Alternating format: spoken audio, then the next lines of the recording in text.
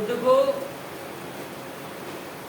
जब हर घट के अंदर मैं उस ब्रह्म की बात कर रहा हूं, तो साहब ने कहा कि सब घट मोरा साइया, सब घट मोरा साइया, सूनी सेजन कोई बलिहारी व घट की जा घट प्रकट हो। अगर समर्थ है प्रकट कर दे भाई, अगर प्रकट कर दिया तो उसके बाद में सारा बम्बाड़ा अपने आप उठ जाता है। लेकिन हम चिल्लाने पे तो लग रहे हैं कि जो ब्रह्मांड में मेरे पास है किसी के पास नहीं है। अरे भाई वो ब्रह्मांड में है ही नहीं, तुम्हारे पास क्या ब्रह्मांड में है ही नहीं, तो तुम्हारे पास क्या है ही नहीं ब्रह्मांड में, तो होगा कहां से, तुम्हारे पास कहां से आ गया? वो ब्रह्मांड में है ही नहीं, वो जहां है वहीं मिलेगा, वहीं मिलेगा। लेकिन अपनी संख्या बढ़ाने के लिए हमने इस तरह के मान लो प्रोग्राम फिक्स कर दिए, और शिष्यों को वो कहते हैं ना कि मान लो बोन ब्रेस, बोन ब्रेस कहा किसको जाता है, मैं आपको बताऊं। कबीर साहब से अपने ज्ञान के मतलब का साखी शब्द ले लिया,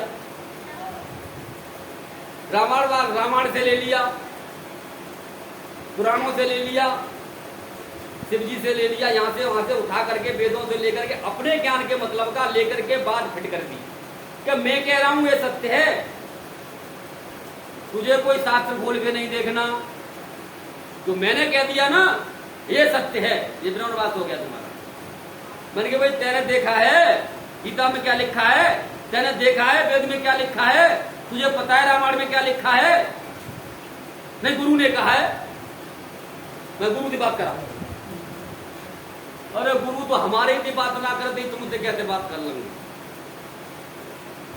तो मैंने कि जब तू ऐसे ही बात ना करते तो मैंने कि ऐसे गुरु के पीछे क्यों लग रहा है? लेकिन है क्या, उनका ब्रेन वॉश इस तरह से कर दिया जाता है, वो बात फिट बिठा दी जाती है, जो मैंने कह दिया वही सत्य है। अगर इसके अलावा तुमने कुछ ही और की बात मानी तो क्या होगा, तेरी मर्यादा टूटी, तेरा भजन खंडित हो जाएगा, क्या तू गाल के गाल में चला जाएगा, नरक में चला जाएगा। इस तरह से उनका ब्रेन वॉश कर दिया जाता है, और अपनी बात को सिद्ध फिट कर दी जाती है उस पर। यहां तक मिलना भी मत उससे।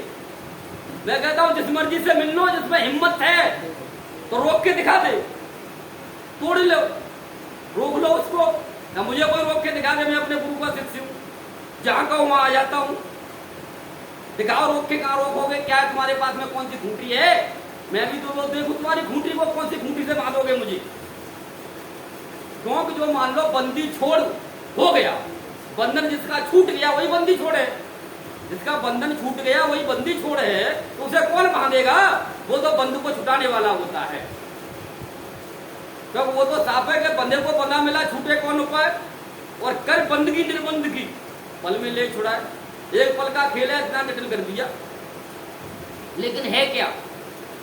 पचा पची के कारण रे देखे सब जग रहो है भुलाय रे, और निष्पक्ष होकर ज्ञान कथे देखी सोई संत सुजान रे। लेकिन संसार में हो क्या रहा है? मेरा ज्ञान ठीक है, मेरे गुरु का ज्ञान ठीक है, मेरे इष्ट का ज्ञान ठीक है, बाद बाकी सब बेकार है। ऐसा आज तक कोई नहीं मिला जो ये कहे कि मेरे गुरु का भी ज्ञान गलत है। ये पक्षपात हो गई ना, गलत होते हुए आंखों के सामने गलत देख रहे हो। क्या गुरु ने गलत काम किया, गुरु जेल काट रहा है, लेकिन मेरा गुरु तो सर्वोपरि है, और इससे ज्यादा आत्मविश्वास क्या होगा? आंखों के सामने देखते हुए आंख देखती मक्खी को निकलना है, लेकिन फिर भी आपको दिखाई नहीं दे रहा, तो ऐसे मूर्खों के लिए क्या कहा जाएगा? लेकिन साहब कह रहे हैं कि भाई पचा पची के कारण ही सब जग रहे हो भुला, जो सही को सही नहीं कह सकता, गलत को गलत नहीं कह सकता, तो वो क्या ज्ञान कराएगा? निष्पक्ष में आना पड़ेगा, और निष्पक्ष में वही आ सकता है जो बंदी छोड़ हो चुका है, जिसका बंधन छूट गया है, जो शमशान में रहता। शमशान का मतलब ये नहीं है कि वहां मान लो जो शमशान में लाशें जलती हैं वहां पर रहता है, हमेशा वो शमशान में ही रहता है, अपनी शान को मिटा करके सम अवस्था में रहता है। वहां से ज्ञान प्रकट होता है, ये हमारी आरंभिक अवस्था है, वहां से साल का ज्ञान प्रकट होता है। तो जब तक ये, और इसके लिए सबने कहा, जो पहुंचे उन्होंने सबने कहा कि भाई क्या कहा उन्होंने जिस तरह से महात्मा बुद्ध का एक दृष्टांत आता है, अंगुलीमाल जब वन में था तो लोगों ने कहा कि महाराज सत्संग तो तुमने कर लिया लेकिन इस रास्ते से मत ना जाना, क्योंकि एक डाकू है, दुष्ट है, तुम पर वार कर देगा। वार कर देगा, बोले वार कर देगा, डाकू है, वार कर देगा। तो बोले अब तो जरूर जाऊंगा। अगर कोई ये कहे ना कि उस गुरु के पास मत ना जाना कि वो श्राप दे देगा, है? या वो ऐसा कर देगा, मुझे उसका नाम बता दो, मैं उसके पास जरूर जाऊंगा। करेगा उन्हें कितना करेगा? हम आज सच्चे हैं परमात्मा से तो हमें बचा लेगा, और नहीं वो तो शमशान में रहता है तो मरा हुआ तो वैसे ही है। सिर्फ को ऐसे ही शमशानवासी नहीं कहा जाता, वो शमशान में सभी आ सकते हैं, आते ही सभी हैं, आना ही सबको पड़ता है, बिना उसके ज्ञान होता ही नहीं। तो शमशान बन के जब हम रहेंगे तो मान लो हमें किसी में ईर्ष्या द्वेष छल कपट ये चीजें नहीं दिखाई देंगी। ये नहीं दिखाई देगा कि ये तो क्या है, धर्म विरोधी है, पता नहीं क्या क्या हम मान लो लीला बना लेते हैं, ये छल कपटी है, और पता नहीं कौन कौन से हम उदाहरण ऐसे नए नए तैयार करते हैं कि ये गुरुद्रोही हो गया, पता नहीं क्या क्या हम यानी इस तरह के सवाल बनाते हैं। लेकिन साहिब के अनुसार और मेरे प्रैक्टिकल के अनुसार गुरुद्रोही है कौन, मैं आपको बताता हूं। जो गुरु को नहीं जानता वो गुरुद्रोही है, तो गुरु को उसने जाना ही नहीं। लेकिन कौन सा गुरु? गुरु हमारा गगन में, जो गगन वाले के आदेश में चलता है उसको जानता है, उससे मिला हुआ है। लेकिन हम तो शरीर को पकड़ के बैठ गए। एक दिन जब ये गुरु का शरीर खत्म हो जाएगा फिर क्या करोगे? फिर क्या शमशान में जाकर सिर फोड़ोगे? लेकिन फिर भी तुम्हें शमशान अपने अंदर बनाना पड़ेगा, तो वो फिर भी आ जाएगा। आज भी आता है, वो मरने के बाद भी आएगा, क्योंकि वो न कभी बदला था, न बदला है, न बदलेगा। बदलता है शरीर, गुरु ना बदलता। तो जब तक हम जो है उसको नहीं जानेंगे, गगन माँ के गुरु हमारा गगन में, उसको जानने के लिए चेला बनना पड़ता है भैया रे। और चेला अब उसको दूसरी तरीके से नहीं बताएगा, शब्द गुरु चित्त चेला, एक ही चीज हो गई, शब्द गुरु चित्त चेला। तो आपका चित्त जब निर्मल हो जाएगा, अब वो कैसे होगा? इसके लिए मान लो जिसने कर रखा है तो बंदी छोड़ है, जिसकी बंधन छूट चुका है वही इस तरीके को बता सकता है। वो कौन बताएगा? उसी को चित्त कहा गया, उसी को चेला कहा गया। लेकिन हम तो गुरु को ढूंढने पर लग रहे हैं। अरे चित्त हमारा शुद्ध हुआ नहीं है और गुरु रहता है गगन में, मिलेगा कहां से? मिलने वाला ही नहीं है। अब ढूंढते रहो गुरुओं को, पूरा ब्रह्मांड छान मारा, सारी मान लो दुनिया छान मारी, कहाँ पे गुरु रहता है, कौन सा गुरु बड़ा है, वो गुरु क्या जानता है, वो क्या जानता है। आज तक न किसी को मिला है, न मिलेगा। जिसको भी मिला अपने अंदर मिला। तो महात्मा बुद्ध ने कहा कि भाई अगर वो ये कह रहा है कि आप ये कह रहे हो कि वो मार देता है, तो मुझे नहीं तो किसी और को मारेगा, और मैं तो भाई पहले ही मरा हुआ हूं, तो मैं ही जाके मरता हूं ना, मैं ही मरता हूं। जहां मरने की जगह हो मां तुम भेज कि यहां मरते हैं, शमशान में मरते हैं। तो जो स्वयं ही शमशान हो गया तो उसे मरने से क्या डर लगेगा? लेकिन हमको तो बॉडीगार्ड चाहिए, कोई मार नहीं दे बोली। शिष्यों का जमघट चाहिए।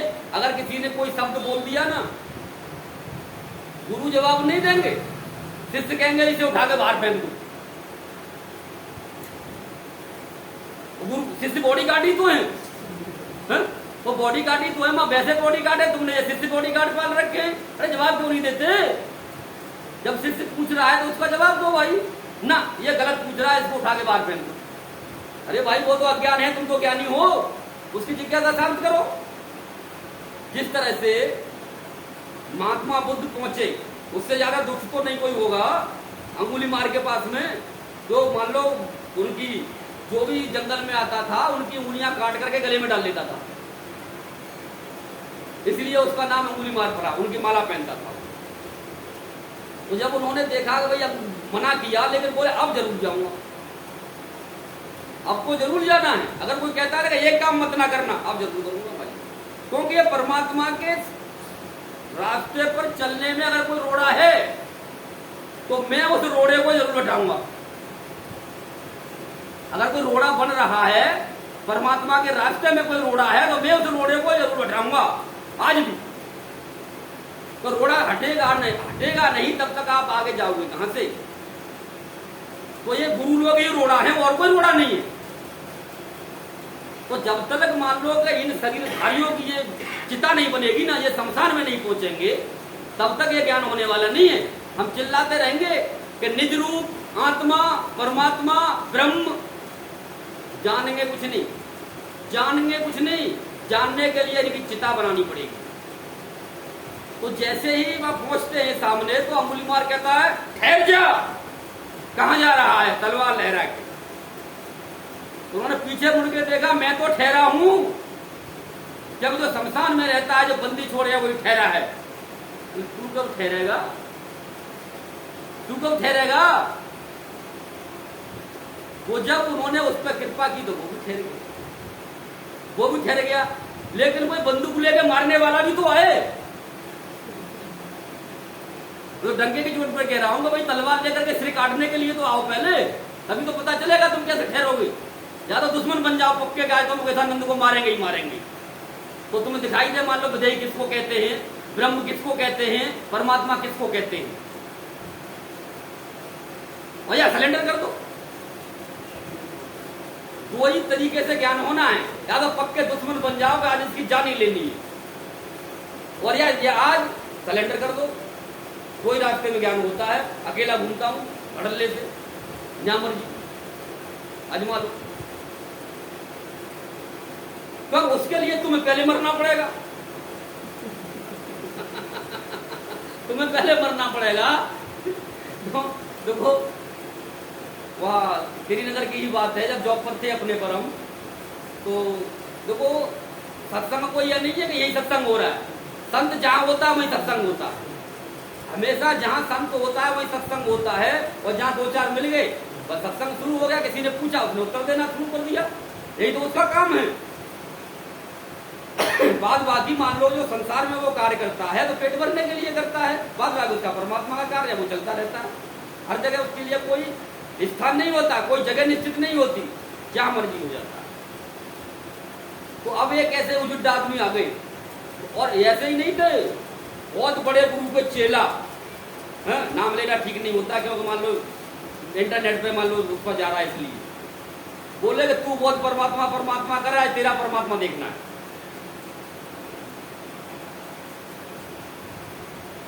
देख ले भाई। तो हम बैठे हुए थे नीचे और वो स्टूल पे बैठे हुए थे ऊंचे पर, जैसे जिसको जगह मिली सब वैसे बैठे हुए थे, 4-5 लोग थे। तो उन्होंने फैक्ट्री में पड़ा हुआ घन उठाया। घन जानते हो? हथौड़ा, लोहे का हथौड़ा, और कहा गेट को बंद करो। गेट बंद हो गया। बोले आज इसका परमात्मा देखना है मुकेशानंद का। और उठे बोले आज इसका सिर ही फोड़ना है, क्यों देखता हूं ना परमात्मा कैसे आता है इसका, बड़ा परमात्मा परमात्मा करता है। खड़े हो गए, स्टूल से खड़े होकर के हथौड़ा उठा लिया, लेकिन टस से मस नहीं हुआ शमशान में बैठा हुआ। जो शमशान में बैठा हुआ है वो सब टस से मस होगा क्या? उसे तो पता है कि मेरे को कौन मारेगा, मैं तो पहले ही शमशानवासी हूं, उसका कोई फर्क ना पड़ता। लेकिन जो शमशान में बैठा हुआ है वो प्रकट अपने अंदर तो है या दूसरे के अंदर भी कर देता है।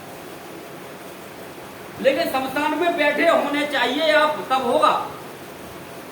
अगर आप ही दुख गए, किसी ने आपको गाली दी, आप उसको गाली देने लग गए, आपने किसी का विरोध, यानी आपका किसी ने विरोध किया, आप उसके विरोध में खड़े हो गए, शमशान कहाँ है? शमशान कहाँ है? तो वो ना आता, इतना फालतू ना बैठा वो शमशान वासी है, शमशान वासियों के लिए आता है। और नहीं उसके अंदर प्रकट होता है, और प्रकट होकर के यानी पीछे को वो अपनी स्टूल पर धाड़ से दे गिरा, खड़ कहीं पहुंचा और बोला महाराज जी तुम तो मर जाओगे, मुझे जल काटनी पड़ेगी, मैंने इसी को जानता हूं, मैं तेरे अंदर ही प्रकट हो गया, जान सके तो जान ले इसको कौन है। लेकिन ऐसे जान नहीं पाएगा, जिंदगी निकल जाएगी फिर। वो आज तक नहीं जान पाया। लेकिन वहां जो और बैठे हुए थे उनमें से किसी को चेत हो गया, हो जाऊंगा। उसी की मैं थोड़ी देर पहले बात कर रहा था कि 30 साल जिसने मेरी बात को नहीं माना, 20 साल से मेरे संपर्क में है। मैं कह रहा हूं कि भाई 20 साल से बन के इससे आगे है, इससे आगे है। बोले हमारे गुरु से बड़े थोड़े ना हो, हमसे बड़े थोड़े ना हो, हम 30 साल के खिलाड़ी हैं और तुम जुम्मा 4 दिन हुए हो अभी या उतरे हुए सत्संग में, तुम कह रहे हो इससे आगे है। लेकिन 20 साल बाद आज कहता है कि हाँ साहब है, जो तुम कह रहे हो वही सत्य है। मैं अभी भी इससे बहुत आगे है। मैं आज तो स्वीकार किया है अनुभव के द्वारा, मैंने अभी भी बहुत कुछ है जो मैं कह रहा हूं वो सब कुछ है। क्योंकि साहब ने, हमारे संतों ने पहले कह दिया, सकल पदार्थ ही जगमाई और कर्महीन नर बाबत बनाई।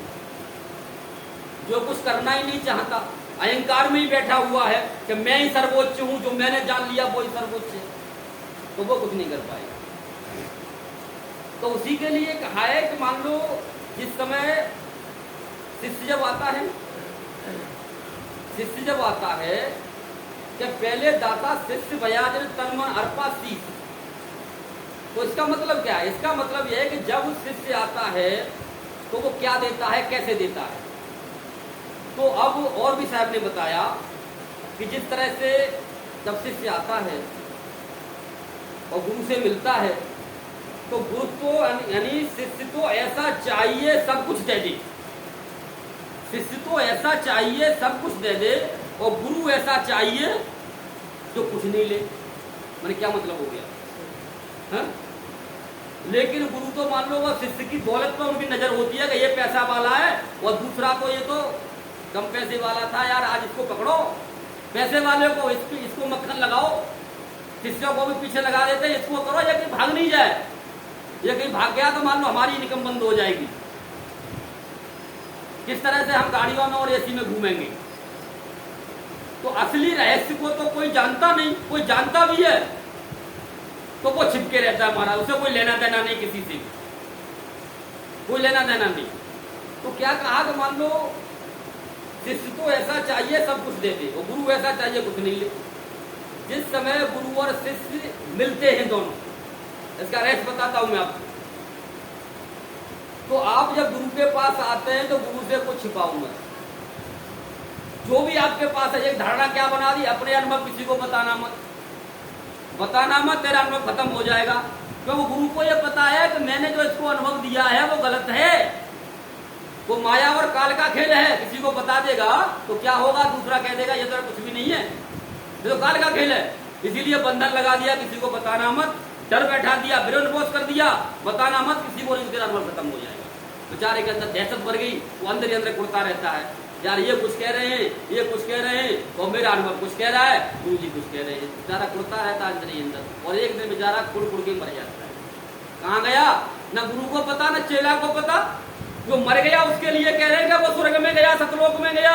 जिंदा है उसको कह करके दिखाओ, जिंदा बैठा है वो कह के मैं गया जी ने नामा पद में है, मैं गया सतलोक में। जो आकर के यहाँ बात कर सके, जो आकर के हमें बता सके कि वो ज्ञान आखिरकार है क्या। लेकिन हम तो मरने वालों को नाम ले रहे हैं। जिंदा से में डर लगता है, जिंद से भी डरते हैं, तो ना मालूम क्या बोल दे आकर के, इसका कोई बाल बांका नहीं कर सकता। तो साहब तो जिंद के ऊपर भी जिंदा है, क्योंकि वो कभी मरता ही नहीं, इसीलिए उसको जिंदा कहा जाता है, जिंदा साहिब कभी। तो उससे कौन टक्कर लेगा भाई।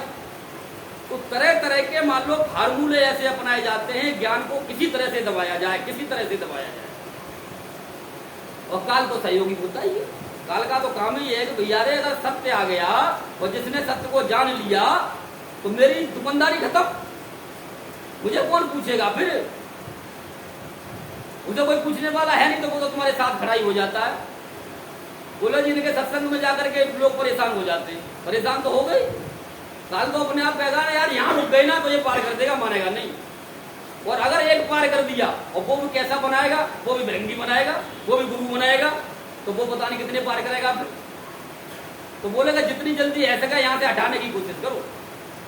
तो काल तो अपना खेल खेलता ही है, वो तो खेलेगा अपना, पर नई बात थोड़े ना है। लेकिन जहाँ उसे पता है कि इसके पास तो भैया रे मेरा ही ज्ञान है, काल को पता है मेरा ही ज्ञान है, जाएगा कहाँ, लौट फिरा गए लाएगा तो मेरे अंडर में, तो माँ तो खुश रखेगा ही रखेगा। तो ये देख लो, अब आपको थोड़े दिन की खुशी चाहिए है? या ये मान लो हमेशा के लिए जन्म मरण के रोग से मुक्ति चाहिए, ये आपके ऊपर है, आपको निर्णय करना पड़ेगा। क्योंकि परमात्मा ने मनुष्य का शरीर दे करके आपको यानी निर्बंध कर दिया है, कोई बंधन नहीं है। आप अपने मन के मालिक हैं, आप स्वयं के मालिक हैं, आप जो चाहेंगे वो होगा। जब साहब ने साफ कह दिया कि जब तक गुरु करो 10 और 5 तब तक गुरु मिले नहीं सांचा।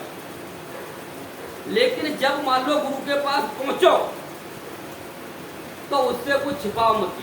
क्या कहा कि पहले दाता शिष्य भया, या मान लो गुरु को ऐसा चाहिए जो कुछ नहीं ले, शिष्य ऐसा चाहिए सब कुछ दे दे।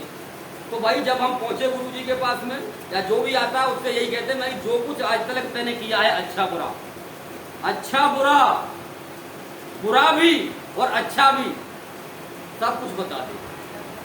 मैं बुरे से भी बचा लूंगा, अच्छे से भी बचा लूंगा। जब तो कहा कि सतगुरु से सच्चे रहो है? और संतों में सद्भाव, दुनिया में ऐसे रहो जैसे जिसका भाव।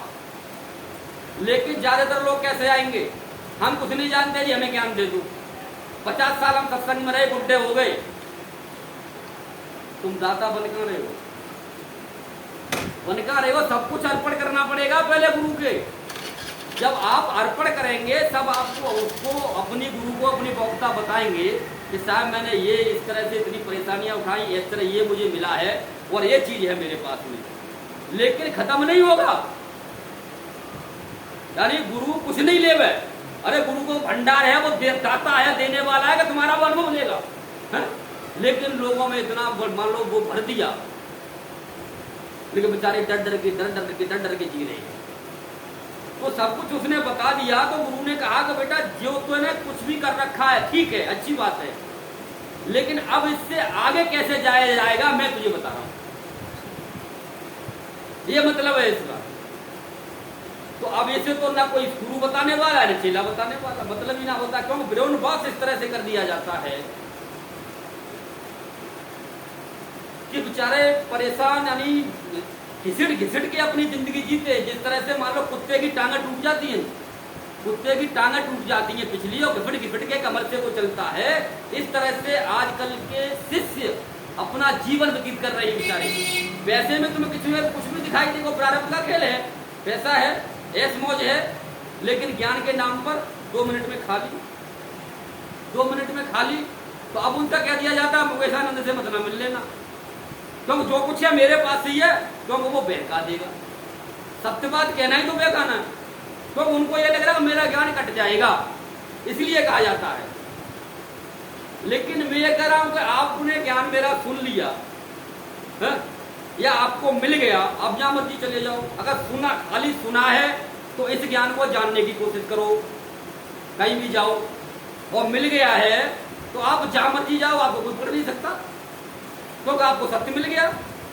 सत्य से कौन टक्कर लेगा, मतलब ही नहीं होता। आप मान लो क्यों आपने नीर चीर का निवेरा कर लिया, कि नीर चीर का करे निवेरा, कहे कभी तो ही हंस मोरा।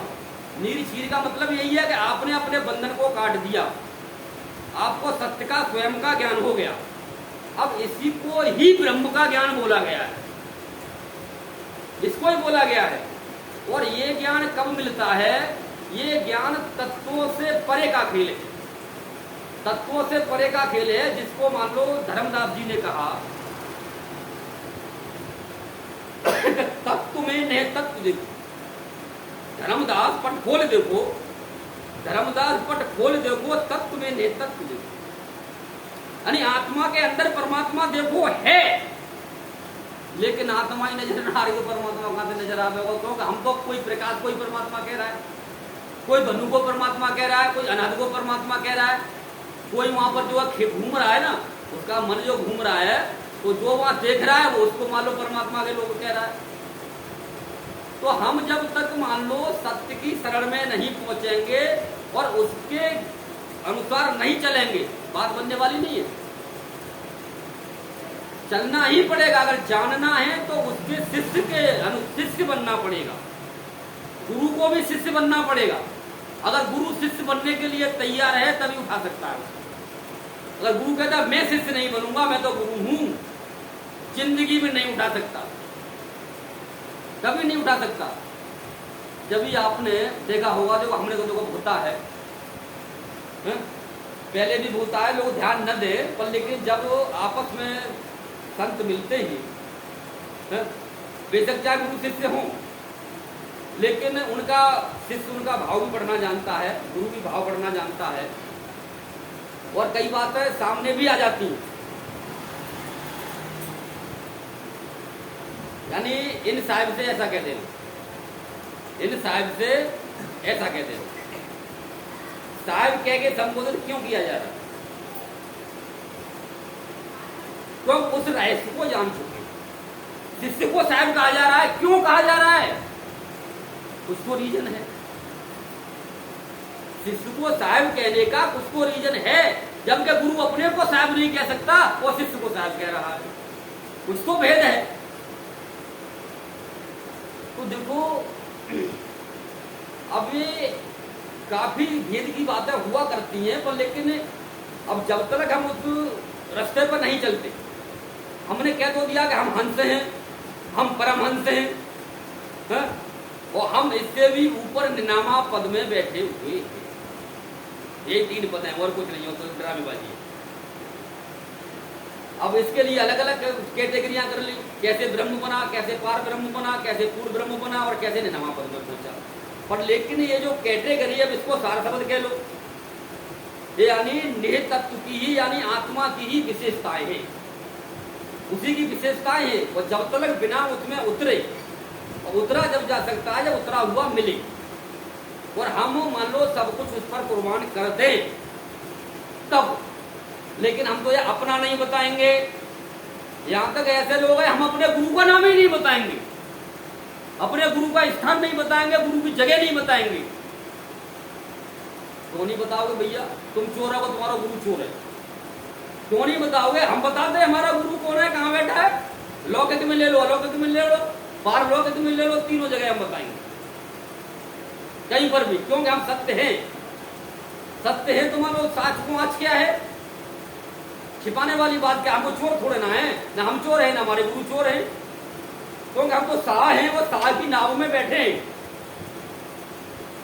तो कहने में कोई आपत्ति नहीं है। भाई सत्य बात हमको कहने में कोई दिक्कत न थी, न है, न रहेगी, न होनी चाहिए। तो देखो, अब कैसे ब्रह्म बना जाएगा, जबकि ये जो खेल बंदी छोड़ ही दे सकता है, बंदी छोड़ जो हो चुका है वही दे सकता है, लेकिन उसको उस पद से उतर के नीचे आना, शिष्य पद पे आना पड़ेगा उसको, तब जा करके यानी वो दे पाएगा। और ये ज्ञान किसका है? ये ज्ञान है यानी सतगुरु का, यानी सतगुरु ही या साहिब का। बात तो एक ही है ना, साहिब का ज्ञान है तो साहिब से सतगुरु है। अब कह दिया कि साहिब से सतगुरु है, नीचे आना ही पड़ेगा, नहीं तो मैं साहिब को कौन जान रहा है, साहिब क्या बलाय है। सतगुरु पद पे आओगे, और सतगुरु पद पर भी आज कोई नहीं जान पा रहा, नहीं जान पा रहा, तो महाराज मुझे कीचड़ में उतरना ही पड़ेगा। कीचड़ को साफ करने के लिए कीचड़ में उतरना ही पड़ेगा, और उसको उठा करके जब कीचड़ से ऊपर ले आओगे तो तुम तो साफ हो ही हो, वो भी साफ हो जाएगा। लेकिन अगर कीचड़ से कीचड़ नहीं धोई जाती तो हम कीचड़ में क्यों गिरे? अरे जिसके पास यार धोने का फव्वारा है तो कीचड़ वाले को धो ना, बेचारे को, उसको धो करके मुख को उठा लो, इतना तो करो। उस पर मारो इल्जाम क्यों लगाती हूँ? उठाओ उसको भी बेचारे को। तो साहब ने साहब कहा ऐसा सतगुरु हम मिल गया, ऐसा सतगुरु हम मिल गया, ये नहीं कहा उन्होंने कि ऐसा गुरु हमें मिल गया। गुरु तो है ही है, अब गुरु सतगुरु पद को धारण करे शिष्य को उठाने के लिए। अगर बंदी छोड़ है, सतगुरु कौन है? बंदी छोड़ है। बंदी छोड़ कौन है? जो अपने बंधन को काट चुका है, वही सतगुरु है। तो अब वो गुरु अगर बंदी छोड़ है, सतगुरु पद पे है, तो साहिब से उतर के नीचे आएगा वो, और आकर के मान लो कीचड़ में से ही उसको उठाता। तो ऐसा सतगुरु हम मिले, खोले वज्र किवाड़ और अगम भूमि को गम करी उतरे ओवट घाट। इसी को तो जानने के लिए कह रहे हैं। हमारे गुरुजी भी कह रहे हैं, साहब भी कह रहे हैं, सभी कह रहे हैं कि जब तक ओगट घाट नहीं मिलेगा आप कहीं भी फुर्ती लगा लो, क्योंकि जोगर होता पिंड में मरता ना है कोई, जोगर होता ब्रह्मांड में ढूंढ लेता सब कोई, तो ब्रह्मांड में ढूंढ लो, कम में ढूंढ लो, नहीं हो सकता। तो ओगट घाट भी कब मिलेगा? अगर आप बंदी छोड़ हो तो, गुरु बंदी छोड़ है तो, गुरु की बंद छूटी हुई है। तो साहब चिल्ला चिल्ला कह रहे बंदे को बंधा मिला, छूटे कौन उपाय? अब खुद ही बंध रहे बेचारे कि यहाँ सुरती लगा, कि यहाँ लगा, कि यहाँ लगा, ना यहाँ लगा ले, तो कैसे भी पारना पड़ता तो यहाँ लगा ले। लेकिन अब ये ज्ञान बंदी छोड़ आप हैं तो आप इस ज्ञान को दे सकते हैं, आपकी बंद छूट चुकी है, क्योंकि सतगुरु बन के आप यानी क्या मिलेगा? ओगट घाट। और जब ओगट घाट मिल जाता है ना तो कहें कबीर निर्मल मया, जैसे गंगा नीर और पाछे लागे हरी फिरे, कहते कबीर कबीर। कहने का मतलब है उसके बाद में स्वयं परमात्मा आपको गाइड करता है। यह है ओगट घाट का मतलब। स्वयं परमात्मा ओगट घाट में प्रकट हो जाता है ब्रह्म स्वरूप में या सतगुरु रूप में, और वो आपको अपने आप रास्ता बताता है, अपने आप को आपको चलाता है कि अब क्या करना है, अब क्या करना है, अब क्या करना है, अब क्या करना है। आप किसी गुरु के मोहताज नहीं रहोगे। लेकिन जब ये ज्ञान मिलेगा तब,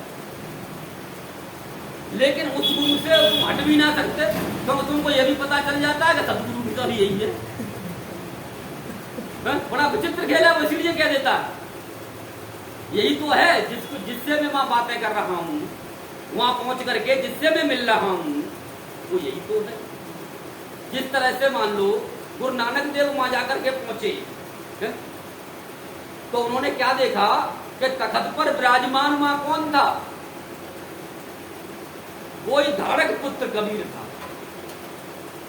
मां भी वो बैठा था और यहां भी वो बैठा था, लेकिन फर्क क्या था? नजर का फर्क।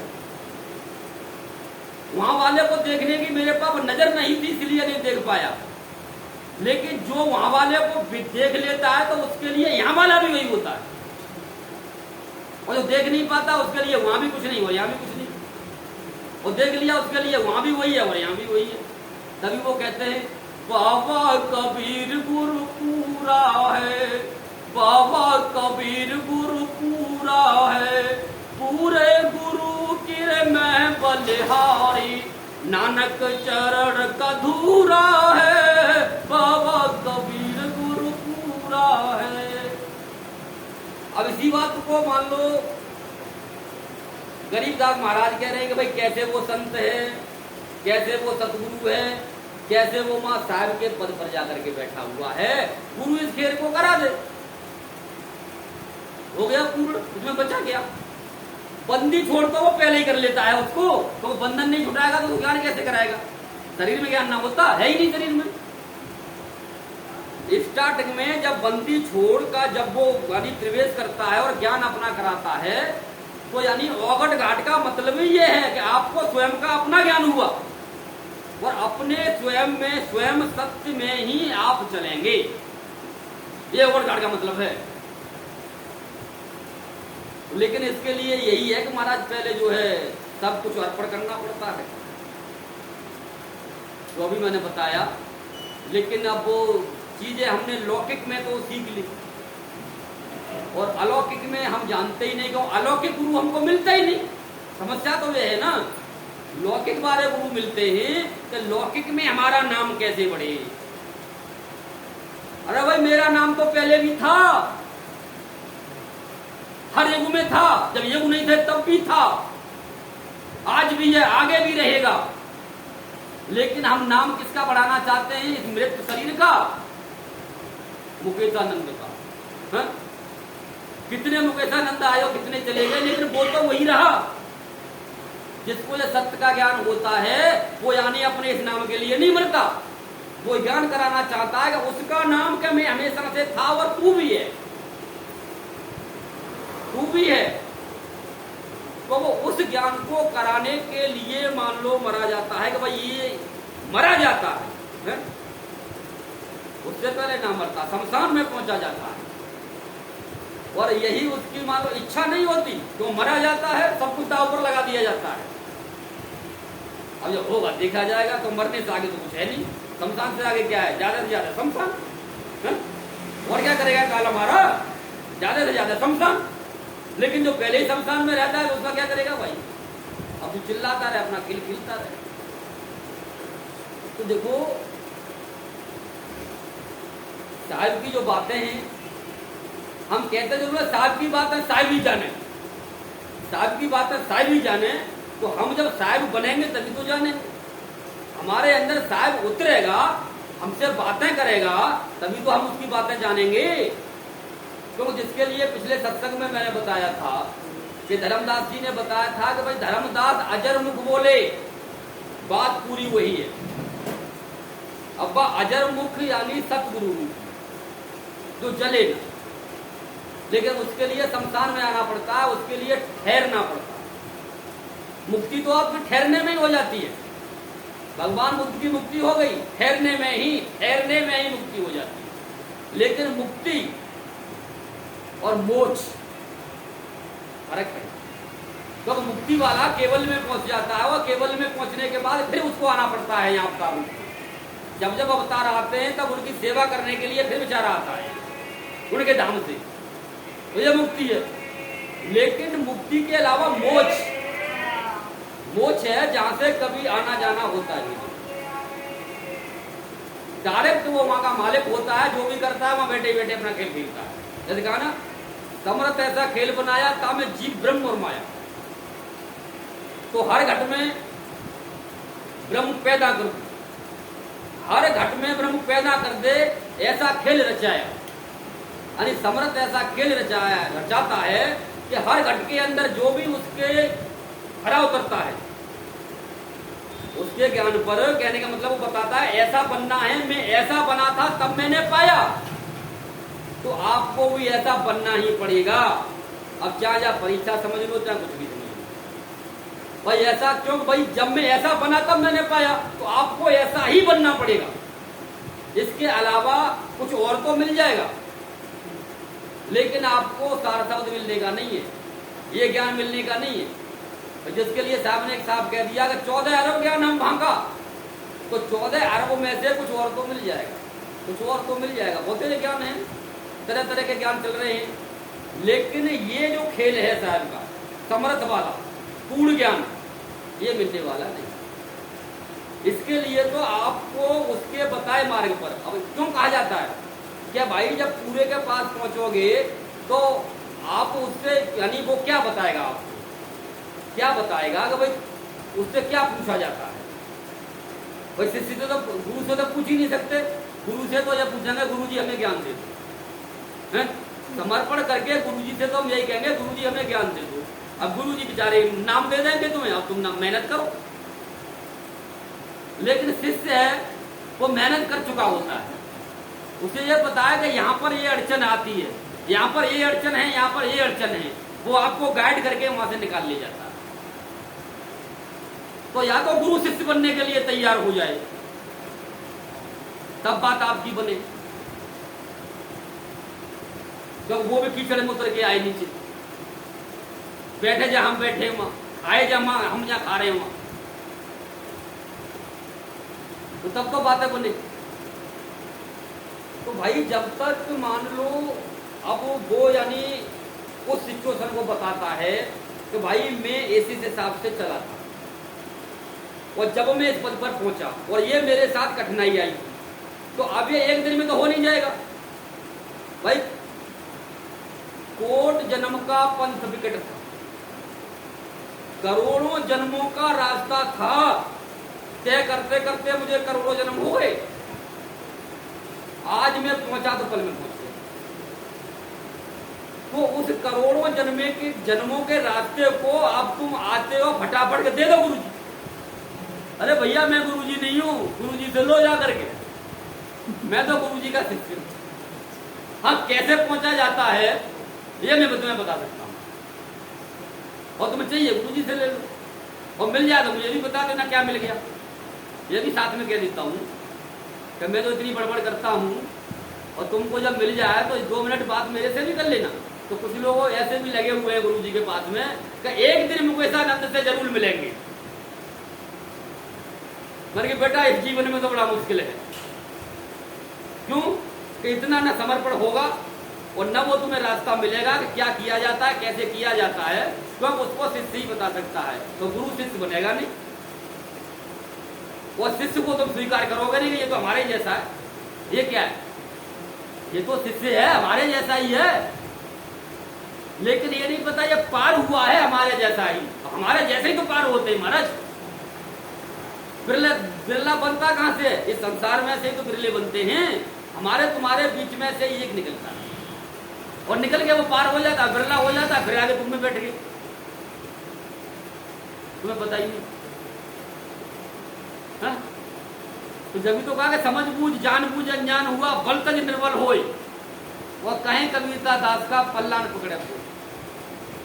भाई नजफगढ़ में गया था गुरु जी के पास, तो मैंने एक ऐसा प्रश्न पूछ लिया गुरु जी से बचकाना, तो लोग हंसने लगे, वो जवाब देने लगे, लेकिन वो बचकाना प्रसन्न नहीं था। तो पहुंचे हुए शिष्य का प्रसन्न और पहुंचे हुए गुरु से कोई पूछे तो बचकाना थोड़ा ना पूछेगा। लेकिन ऐसा भेद मान लो तो वो जानता है, उसको वो करके दिखा रहा है, तो उसी को वो पूछेगा, लेकिन तुम्हें बचकाना लगे। मैंने सिर्फ इतना ही पूछा था गुरु जी से, मैंने कहा गुरु जी आपके हिसाब से कोई पूरा नहीं हो पाता, तो ज्ञान बहुत मुश्किल है। जिस तरह से धर्मदास ने पूछा था कबीर साहब से, बोले कि साहब बड़ा मुश्किल ज्ञान है, बड़ा मुश्किल ज्ञान है, और इतनी परीक्षा कोई नहीं दे पाएगा जितनी कि मैंने दी है, तो कुछ ऐसा रास्ता बता दो जिससे कि जीव का कल्याण हो जाए। तो धर्मदास ने यह रास्ता दिया था कि भाई चौक आरती का उन्होंने भेद उनको बताया, लेकिन अब वो चौक आरती तो चली गई गड्ढे में, उनके टाइम तक ही रही, थोड़े समय तक तो रहनी नहीं रही। जब तक मान लो संतों की रहनी में गड़बड़ आ जाती है तो ज्ञान फिर चला जाता है, तो जब तो वो समर्थ है, तभी वो समर्थ उसको कहा गया है। अगर तुमने आकर के यहाँ पर गलत काम करना शुरू कर दिया जानने के बाद, तो पूर्ण तो कर नहीं सकता। अगर तुम्हारे अंदर एक फांस रह गई, थोड़ी सी ललक, थोड़ी सी कोई फांस रह गई और वो फांस पूरी नहीं हो पाई और तुमने उसको यहाँ पर आके गलत काम शुरू कर दिया, तो काल आपको खींच के नीचे खींच दे, कभी भी खींच सकता है। इसीलिए लेकिन समर्थ को नहीं दोष गुस्साई, समर्थ को कोई दोष न लगता। तो बड़ा मुश्किल खेल है, इतना आसान नहीं है कि मैंने कि भाई बाद में मेरे से लोग मिले, यार हमारे गुरु जी तो सतगुरु है, मैं काट के देख, सतगुरु में तो काट के देख। अरे तुम कैसी बातें करते हो? मैं सतगुरु के लिए तो कहा जा रहा है ना, वो कटता है ना मरता है ना जलता है ना उसको चोट लगती है, तो काट के देख सतगुरु है। तो मैं हमारा तो सतगुरु ऐसा है, कुछ ना होता भाई। तो अब जो गुरु सतगुरु बन रहे, अगर उन्होंने गलत काम किया तो कोई मान लो उनको वो नहीं मिल गया, वीजा नहीं मिल गया कि भाई तुम गलत काम करो और तुमको वीजा मिल गया। काल के गाल में जाना ही जाना है, टांग हाथ में रहती है काल के में, कहीं न कहीं वो यहां भी दिखा देगा, वो दिखाता है, वो दिखाएगा। तो जो बड़े धुरंधर बन रहे थे, आज वहां ताले गिन रहे हैं बैठे हुए, तो और भी धुरंधर पता नहीं क्या क्या करेंगे। तो यानी हमको अगर थोड़ा बहुत भी ज्ञान हो गया है तो हम अपनी मर्यादा में अपना जीवन काटें, मर्यादा में जीवन काटे, हम मर्यादा न भूलें। ये नहीं है कि हमारे पास तो कर्म काटने की जड़ी है, हम तो उल्टे कर्म करेंगे, नहीं हो सकता। ऐसा कोई फार्मूला न था, न है, न होगा। लोग इसी चक्कर में लगे हुए हैं, क्योंकि गलत विचार लोगों ने कर दिया कि यार उल्टे सीधे कर्म करो और गुरुपैती को जड़ी ले लो, गुरुपैती को जड़ी ले लो और उल्टे सीधे काम करो, कर्म अपने काट लेंगे। तो उस गुरु के पास जड़ी वो रहती नहीं है। रहती ही नहीं है, क्योंकि साहब उसको अपने पास खींच लेता है, अपने किसी पात्र जो उनका सुपात्र होता है उसको देता है। क्यों तुमको इस तरह से लोगों को गलत रास्ते पर डाल दोगे भाई? तो उल्टे काम कितने भी कर आओ, मैं कर्म काटने का तुम्हें जुगाड़ बता देता हूँ, कर्म काट लो, कट जाओगे, काल से बच जाओगे। ऐसा न पहले था, न आज है, न आगे कभी होगा। कर्म को तो आपको सुधारना ही सुधारना पड़ेगा और हमेशा अलर्ट रहना पड़ेगा। और परमात्मा से सिर्फ प्रार्थना कभी करो ना, मन करे परमात्मा से प्रार्थना करने का, तो इतनी प्रार्थना करना का हे प्रभु इतनी दया बनाए रखना कि मेरे से कोई गलत करना हो जाए, काल की ससुरे की ऐसी तैसी है क्या उस पर? कर्मों का दंडी तो देता है, और परमात्मा की कृपा जब हमारे ऊपर बरसती है, गलत काम कोई हमारे से होता नहीं, तो हमारा बिगाड़ेगा क्या वो? तो सिर्फ बचना है तो गलत कर्म से बचना, वो जो ज्ञान में आकर के तो सही और गलत दोनों से बच करके हम ठहर जाते हैं, और जो ठहर गया उस पर कोई फर्क नहीं पड़ता, वो इन दोनों चीजों से परे हो जाता है। पाप पुण्य से, जब तो कहा पाप पुण्य दो मुंह बेड़ी, एक कंचन और एक कीड़ी। तो देखो जैसे मैंने आपको बताया कि औगट घाट मिलने पर ही ब्रह्म का ज्ञान होता है, या आप यूं कह लो स्वयं सत्य का ज्ञान होता है, या आप यूं कह लो निहित तत्व का ज्ञान होता है, कुछ भी कह सकते हो, लेकिन प्रैक्टिकल है तो सत्य है, बाद बाकी बातें हैं तो कुछ भी नहीं है। क्योंकि आप ब्रह्म को भी कहानी जो भी शब्द बोले जाएंगे सबको आप काट देंगे। अगर प्रैक्टिकल है आपका तो सत्य है, प्रैक्टिकल नहीं है तो कुछ भी नहीं। उसके बाद ही आप ही पार ब्रह्म बनेंगे, कोई पार ब्रह्म दूसरा नहीं है, और दूसरा कोई औगट घाट नहीं है, आप ही औगट घाट हो। और इससे ज्यादा क्या बोलूं? आप स्वयं ही औगट घाट हो, और आप ही पार ब्रह्म बनोगे, आप ही ब्रह्म बनोगे, आप ही पूर्ण ब्रह्म बनोगे, और आपको ही शरीर से बाहर निकलना है, और आप अपने को ही जर्रे जर्रे में देखोगे, और आप ही वहां बैठोगे जाकर के तख्त पे जाकर के। लेकिन शुरुआत ही नहीं है, शुरुआत ही नहीं है तो, और अब एंड तो मैंने कर दिया, और तुम्हारी शुरुआत ही नहीं है तो एंड कहां से होगा? शुरुआत तो पहले करो। अब किसी ऐसे गुरु की तलाश करो जो शुरुआत तुम्हारी कर दे, शुरुआत कर दे, औगट घाट दे दे। अब वहां पर कुछ भी नहीं है, औगट घाट में ये ड्रामेबाजी कहा ना, ऐसा सतगुर हम मिलिया, खोले वज्र कपाट, और अगम भूमि को गम करी, उतरे औगट घाट। यानी अगम भूमि को गम करी, कहने का मतलब है ना माया है वहां पर है, न भूमि न कोई शरीर है, यानी 6 शरीरों में से कोई शरीर नहीं है। ये डायरेक्ट वो खेल है कि 6 शरीर से न्यारा हो ही सार शब्द जानेगा, डायरेक्ट खेल है ये, इसको सार शब्द कहा जाता है। लेकिन अब ऐसा शिष्य हो, लेने के लिए तो बहुत आ जाते, कर दो जी, बस देने के लिए कुछ है? लेने के लिए तो आ गए, देने के लिए कुछ है? देने के लिए कुछ नहीं है, तो भैया पहले देना पड़ता है, देना पड़ता है। तो जो पहले देने के लिए जो इकट्ठा कर रखा है ना तुमने, सारा कुछ उठा लो। कुछ लोग तो अपने मंदिर में वो क्या करते हैं, कुछ लोगों ने ऐसा किया, तो पैसा डालते रहते हैं ना मंदिर में इकट्ठा करने के लिए, बोले गुरुजी हमने तो तुम्हारे नाम पर इकट्ठा करो, बोले इतने पैसे थे ये लो तुम। अरे मैंने कहा भाई ये तुम्हारे पैसे नहीं चाहिए, पैसे नहीं चाहिए भाई, जो कुछ आज तक आपने ज्ञान अर्जित किया है, ज्ञान अर्जित किया है, और जो भी आपने जो पाप पुण्य किया है सब कुछ खोल दो यहाँ गठरी अपनी, और खोलने के बाद में ये एकदम निर्मल एकदम साफ हो जाओ, सब यहीं पर छोड़ करके चलो। तुम्हारा कोई बिरला ही होगा, अपनी बेइज्जती कौन कराएगा?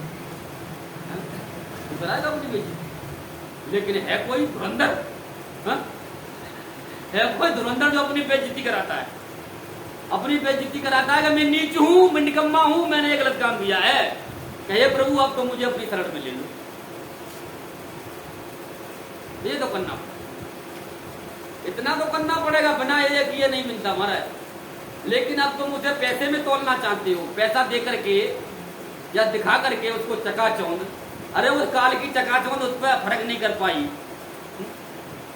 तो वो तुम्हारी चकाचौंध ये मान लो क्या फर्क करेगी। तो चलो इसके साथ ही अब मैं सत्संग को समाप्ति की तरफ ले चलता हूँ। बोलो सतगुरुदेव की जय।